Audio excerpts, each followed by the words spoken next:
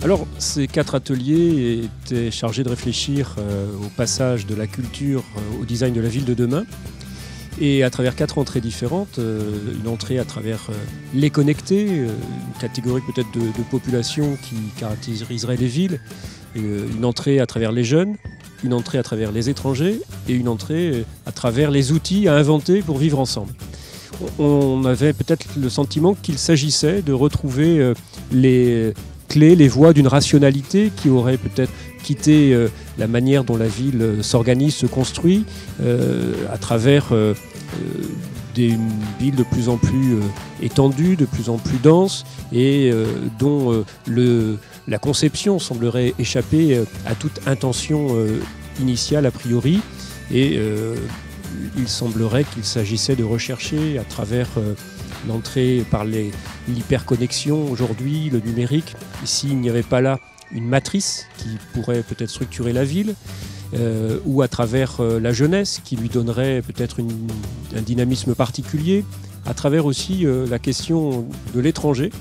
pas de l'étranger forcément au sens de la nationalité, mais au sens de celui qui nous est étranger par ses différences, par le fait qu'il a peut-être des pratiques, des représentations culturelles diverses, mais qui fondent aussi la richesse de la ville comme étant un espace dans lequel ces diversités culturelles de représentations, de pratiques peuvent se rencontrer, s'hybrider. Et est-ce qu'il n'y aurait pas là le ferment aussi de la dynamique de développement des villes, à moins qu'elle soit inventée à travers des outils à concevoir ensemble pour vivre ensemble. Et finalement, ce qui apparaît au terme de ces 4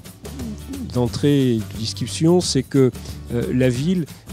procède d'une dynamique que personne ne peut vraiment maîtriser et qu'il s'agit plutôt de susciter en cultivant, je dirais, la fertilité de la ville, en facilitant la rencontre, les interactions et peut-être en recentrant davantage la ville sur la dimension humaine. Et en ce sens, l'atelier me semblait tout à fait en phase avec un rapport qui a été produit par la fondation anglo-saxonne Nesta et qui disait que les smart cities avaient trop compté sur la technologie et pas assez sur l'humain. Et aujourd'hui, le passage de la culture au design, c'est que le fait culturel, c'est l'idée que le sens de nos existences est à construire et qu'il ne procède pas d'un déterminisme qui est celui d'une nature, mais qu'il procède de représentations, de construction, de pratiques sociales qui nous appartient d'inventer ensemble, même si une partie d'elles est héritée à travers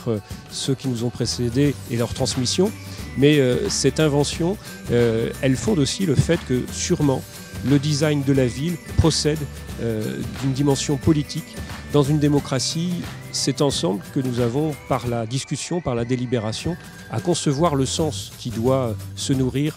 de la participation du plus grand nombre.